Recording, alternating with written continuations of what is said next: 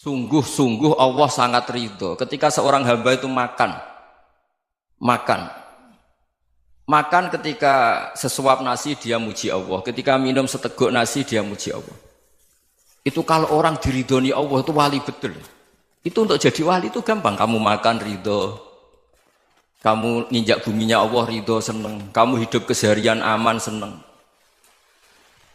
Nah ini supaya sampean kita semua ngaji betapa panduan Rasulullah untuk menggapai ridho Allah itu banyak yang keseharian sekali. Saking kesehariannya banyak dalam hadis dan itu sahih. Nabi menyebut hal-hal yang keseharian. Hatta ma tas'alu fi imra'atika, kamu punya uang kemudian istri kamu bisa makan itu ibadah. Bahkan sebagian ibadah itu dicontohkan Nabi yang akhirnya diprotes sahabat. Yaitu wa fi buti ahadikum sedekah, kamu menggauli istri kamu itu ya sedekah. Sampai sahabat bilang yang benar ya Rasulullah. Ayati ahaduna syahwatahu wa huwa lahu ajrun. Masa urusan biologis, urusan syahwat kemudian dia dapat pahala. Nabi menjawab, alaysa lawadhu'aha fi haramin akana alaihi wisrun. Bagaimana kalau dia meletakkan ke yang tidak benar itu kan dosa. Nah, hal-hal seperti ini yang saya ingin teman-teman semua. Saya juga agak ingin ngaji demi Anda juga agak ingin. Itu dosa sekali ngaji kok pesanan kelompok tertentu itu enggak boleh. Islam itu untuk semua. Jadi ya cuma karena di depan saya jenengan ya seakan-akan jenengan korbannya. Itu ada ilmunya dalam usul fikih itu. Jadi orang itu harus ngaji usul fikih. Nama yang disebut, mungkin Mas Sufyan masih ingat zaman ngaji usul fikih. Nama yang disebut itu tidak jaminan sebagai prioritas perintah. Jadi misalnya gini, kebetulan yang di depan Nabi itu Abu Dzar. Nabi ya bilang, ya Aba Dzarin ini uhibbuka misalnya, atau ya Mu'ad ini uhibbuka, atau ya Aba Hurairah ini uhibbuka misalnya. Banyaklah riwayat yang Nabi nyebut ya Aba Dzarin, ya Mu'ad, ya Aba Hurairah. Kemudian misalnya Nabi meneruskan khitab, ini uhibbuka, saya mencintai kamu, fakul dubur sholatin, atau sebagian riwayat disebut fala tada'an la dubura kulli sholatin, Allahumma inni ala dzikrika wa syukrika wa husni ibadatik. Saya mencintai kamu, siapa saja. Mu'ad bisa, Abu Dzar bisa siapa? Saya mencintai kamu, mohon kalau habis sholat kamu jangan lupa wiridan Allahumma a'inni ala dzikrika wa syukrika wa husni ibadatik. Ya Allah, tolong kami permudah supaya mudah ingat engkau. Anda tidak bisa mentang-mentang, wong nama saya Parmin, nama saya Purnomo, itu yang diperintahkan Mu'ad misalnya. Jadi yang disebut satu, tapi khitab itu untuk siapa saja. Saya teruskan ya. Jadi saya mohon semua kita melakukan kebaikan itu kalau dalam kaidah fikih disebut al-yakin la yuzalu bisyak. Banyak kebaikan yang kebenarannya itu 100%. Tidak punya efek samping ke pihak lain, ke kelompok lain, ke komunitas lain. Itu tadi misalnya Anda makan dan itu murah sekali, hanya butuh satu piring. Setiap punyaan kamu muji Allah, setiap minum kamu muji Allah. Itu redaksinya Rasulullah SAW disebut Allah sangat ridho ketika seorang hamba makan, kemudian dia memuji Allah. Atau minum, kemudian dia muji Allah. Logikanya gampang, negara seperti ini yang kamu harapkan bentuknya kayak apa, mertua, ipar, komunitas, tetangga. Itu nyata terjadi itu kan belum pasti. Sementara yang mesti terjadi adalah kamu butuh makan, kalau tidak mati. Butuh minum, kalau tidak mati. Butuh bumi yang nyaman ditempati, kalau tidak kita juga mati. Sebab itu Allah kalau menyebut nikmatnya itu hal-hal yang keseharian. Alladzi at'amahum min ju'. Allah itu siapa? Allah itu yang menciptakan kamu bisa makan. Tidak berlebihan. Allah itu yang menciptakan kondisi sosial itu ideal. Zaman Nabi itu ya ada orang munafik. Orang-orang pilihan Allah itu juga diuji orang sekelilingnya yang macam-macam. Semua diuji sesuai konteks zaman dan waktu. Nah, tapi ada ibadah-ibadah yang selalu disarankan Nabi. Sampai Nabi itu pernah ditanya, ayul islami khairun ya Rasulullah, Islam terbaik itu gimana? Jawaban Nabi itu unik. It'amut to'am. Islam terbaik itu ya makan-makan, santai-santai. Ketika Allah menyebut beberapa kebaikan, falak tahamal aqobah wa ma adrokan Allah mal aqobah. Terusannya apa? Fakku raqobah. Terusannya apa? Au it'amun fi yaumin di masubah. Ya itu acara makan-makan itu juga Islam. Kenapa? Ya bayangkan kalau tidak ada makanan, kita mati kan? Kondisi sosial tidak ideal itu Anda masih gak apa-apa. Tapi kalau Anda tidak makan, Anda tidak minum, Kamu punya istri cerewet masih bisa hidup, punya mertua cerewet masih bisa hidup. Tapi kalau tidak makan bisa mati. Berarti penting mana istri sama makan? Penting mana? Makan. Semoga istri Anda dengar, nanti kamu disuruh makan tapi pulang deh. Itu kalau dibahasakan makan masih memahami. Penting mana nasi satu piring dengan istri. Nggak ada nasi mati, nggak ada istri belum mati. Penting mana? Gak berani jawab kan? Nah, ternyata Anda ada garang kan di depan istri. Jadi saya mohonlah, mungkin Mas Sufyan Sauri tadi yang bisa bantulah. Teman-teman tuh ngaji yang keseharian saja. Karena kita nyari ridha Allah itu berdasar firman Allah. Dan firman Allah itu menyebut keseharian tuh riang, gampang. Yaitu tadi misalnya wa min ayatihi manamukum billaili wan nahar. Termasuk ayat-ayat Allah itu kamu tidur. Maka dulu itu ada guyonan, ada tokoh Mu'tazilah, kelompok dalam Islam yang berpikir manusia itu bisa menentukan ikhtiarnya sendiri. Karena saya bisa duduk, duduk, ingin berdiri, berdiri. Karena kelompok ini nggak terima kalau semua kehendak Allah, nanti bagaimana kalau semua kehendak Allah kok ada hisab ya, ada sanksi. Lucunya itu dia akhirnya, ini cerita ya, mencintai seorang perempuan, cantik sekali. Dan itu dia menjadi ahli sunnah itu oleh hal-hal yang sepele. Karena istrinya cantik, ya namanya suami istri hubungan intim. Terus ditanya, Mas, masih ingin lagi? Masih. Silahkan diulang lagi. Wah ya tidak bisa.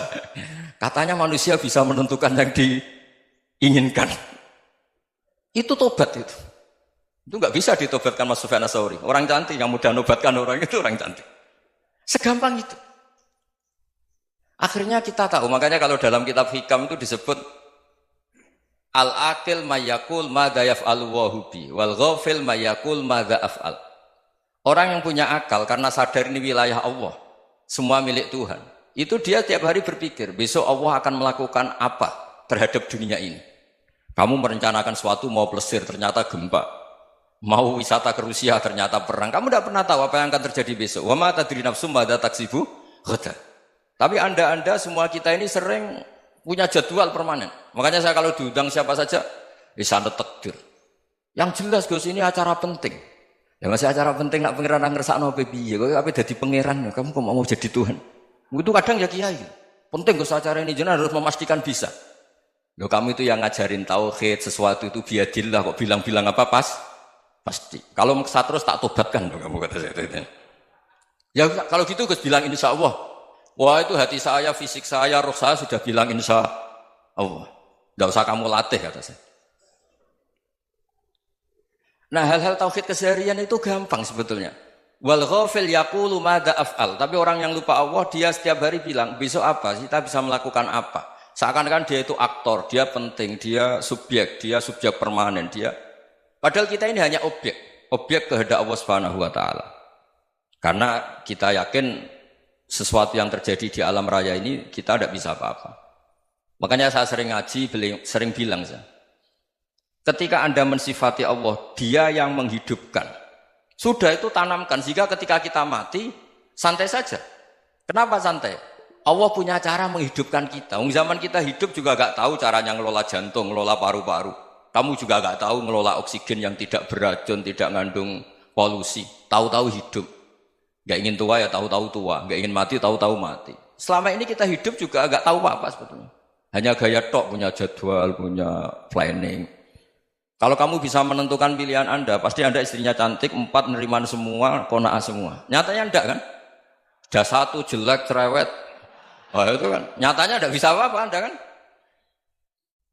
Dan kamu bawa mati lagi. Itu kan, istri Anda juga gitu, punya keinginan, punya suami yang ganteng, yang jabat, yang neriman, yang enggak poligami. Ya enggak kesampaian juga. Kalau kita ngitung tingkat kegagalan kita itu gagal terus. Ya kan? Nah, terus ingat Allah. Madza yaf'alu wa bi. Orang yang punya akal selalu berpikir Allah itu menghendaki apa terhadap saya. Lalu sama-sama orang melihat orang yang serius. Itu kata Anda itu pemikir berat, serius. Senang punya tokoh yang merengut karena kamu anggap serius. Tapi sebagian orang anggap orang yang serius itu wong merengut, wong masam, wong muka kok ditekuk. Jadi sama Itu hati, ya muqallibal qulub tsabbit qalbi ala dini. Karena kita enggak tahu cara berpikir kita tentang orang lain, tentang sekeliling kita. Misalnya kita orang baik yang jenis ngurumat fakir miskin. Ada orang bangun masjid mewah itu janggal. Apa artinya masjid mewah kalau banyak orang kelaparan? Tapi kalau yang jenis pendidikan apa artinya masjid mewah kalau tidak bisa ngaji? Nanti yang jenis infrastruktur apa artinya ini kalau semuanya punya sudut pandang yang berbeda-beda. Dan Islam mengapresiasi semua kebaikan. Tapi katakan semua kebaikan itu adalah kehendak Allah Subhanahu wa taala. Karena apapun baik Anda itu pakai fasilitas yang diberikan oleh Allah Subhanahu wa taala. Sehingga ini yang disebut kulillah sumadarhum fi khawdihim yal'abun. Ya kembali tadi ke tema-tema bahwa keseharian Anda ini sudah Islami. Saat Anda tidak bisa melakukan apa saja. Saya sering ada jenazah, biasanya kalau tetangga meninggal saya sering disuruh ngelepas. Saya bilang orang ini baik karena sering ngelamun di rumah, sering nganggur di rumah. Ditanya sama anaknya, kenapa Gus nganggur baik? Ya kalau dia nganggur artinya juga agak berbuat sesuatu yang maksiat kan? Ya kan? Orang nganggur di rumahnya ya tidak bunuh orang, tidak maling, tidak korupsi, ya namanya nganggur di rumah. Lah cuma istri cara pandang nganggur gak menghasilkan uang gitu. Tapi juga gak menghasilkan kriminal kan? Jadi sebenarnya Islam itu makanya kalau sampai ngaji usul fikih itu ada kitab usul fikih namanya Lubul Usul, itu terkenal sekali di pesantren itu. Itu kalau ngapresiasi keseharian itu luar biasa. Izma min mubahin illa wa yatahaqqaqu bihi tarku haramimma. Karena keseharian yang mubah saat Anda lakukan itu ada kehebatan yang luar biasa, yaitu meninggalkan haram. Makanya dulu banyak orang-orang alim ketemu temannya itu guyon sampai semalaman. Itu biasanya yang semangat Islam itu kiai kok tidak tahajud, kiai kok tidak witir. Orang yang sedang mapan uangnya banyak, malam itu tidak kelayaban itu sudah luar biasa. Melawan nafsu supaya tidak maksiat itu sudah luar biasa. Supaya lupa guyon sama temannya semalaman sampai subuh. Gejolak-gejolokan kenang zaman miskin, zaman kuliah nggak jelas, zaman apa. Melihatnya jangan tarkut tahajud. Seperti ini meninggalkan tahajud, tapi meninggalkannya ini talkul muharramat. Jadi kayak apa hebatnya? Sehingga Imam Ghazali punya riwayat yang agak unik. Hatta takuna ibadatu akhiri hadil ummah iku an-naum. Sehingga suatu saat ibadah terbaik umat ini itu tidur. Itu kan riwayat kontroversi. Ketika Imam Ghazali ditanya, kenapa iya? Kenapa kamu mulai keluar dari rumah itu sudah banyak maksiat? Melihat perempuan yang enggak mahram, melihat fenomena. Tapi kalau kamu tidur itu enggak melihat apa-apa. Tapi juga kamu jangan menganggap tidur itu ibadah betul. Saatnya melakukan fardu ain malah masih tidur. Tapi itu sudut pandang yang menjadikan kita Islam itu gampang. Jadi saat Anda tidak bisa aktivitas apa-apa, misalnya ada beberapa orang yang lumpuh. Lumpuh itu memang nggak bisa Jumatan, nggak bisa ibadah, tapi dia juga nggak bisa maksiat. Tidur itu memang Anda saat itu tidak bisa tahajud, tidak bisa witir, tapi saat itu ada zina, ada maling, tidak gosipkan orang, tidak bully orang, tidak menanamkan kebencian, tidak hasud. Sehingga tidur menurut Allah Ta'ala wa min ayatihi manamukum billaili apa? Wan-nahar. Karena di tidur itu selain ada unsur istirahat, jaga stamina, juga ada unsur meninggalkan beberapa keburukan. Nah saya mohon ibadah yang keseharian ini kita jaga. Supaya kita semua baca ayat itu fasih. Fasih itu tertanam di hati. Allah itu siapa? Alladzi at'amahum min ju'i wa amanahum min khauf. Dan Allah kalau cerita di Quran itu anna subabnal ma'a subba thumma syaqaqnal ardhan wa syaqqa fa ambatna fiha habba wa inaba wa qadba wa zaituna wa nakhla wa hadaika hulba. Kamu tahu saya ini siapa kata Allah? Saya ini adalah Tuhan yang menurunkan air. Kemudian ada tanaman banyak. Habba wa inaba wa qadba, ada zaitun, ada tin, kalau orang Jawa mungkin ada tela, ada padi, ada mangga, ada pisang. Sudah. Wa inaba wa zaituna wa nakhla wa hadaika hulba. Ada perkebunan yang lebat. Tujuannya apa? Mata Allahkum, silahkan kamu pakai, kamu nikmati. Tapi karena kadang kita ini punya ide-ide besar.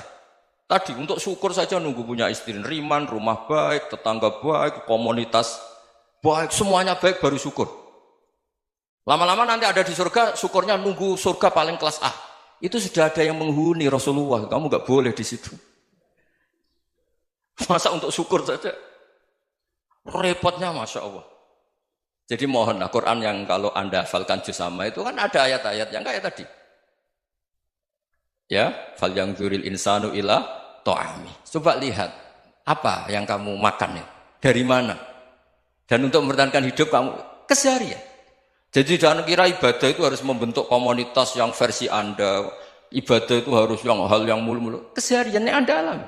Loh ini saya tidak bikin-bikin. Saya ngaji bukan karena berdasar pesanan. Itu ayat yang saya baca kan betul ada ayatnya kan. Fal yang dzuril insanu ila tu'ami. Anna sobabnal ma'a sobba. Thumma syaqaqnal ardo syaqqa. Fa'ambasna fiha habba wa inabau wa qodba. Wa zaitunaw wa nakhla wa hadaika gulba. Terusannya apa? Mata'al lakum. Silakan kamu nikmati. Mata itu silakan kamu nikmati. Ya kayak sampean dikasih hidangan ya makan. Ya sudah makan. Habis makan ya minum. Habis itu ngantuk ya tidur. Ya sudah normal-normal saja. Kayak apa indahnya Islam? Tapi Anda mencari Islam yang gimana lagi? Nah itu yang diajarkan guru-guru kita, diajarkan sanad kita sampai Wali Songo, sampai Rasulullah SAW. Bahwa pada akhirnya ada jihad, ada perang. Itu dulu memang perang, bukan membunuh. Beda. Dulu kita dijajah Belanda ya perang, dan itu normal karena kita dijajah. Jadi ketika orang lain ingin baik sama kita, wa in ahadum minal musyrikin astajaruka ya fa'jirhu hatta yasma'a kalam Allah. Kalau mereka ingin baik ya kita baik. Makanya ada istilah musta'man, mu'ahad. Kalau mereka ingin damai, berdampingan dengan kemajmukan ya itu yang lebih baik. Karena memang Islam menghormati proses perdamaian. Wa in janahu lis-salmi ya fajnah lah. Kalau ingin damai ya kita harus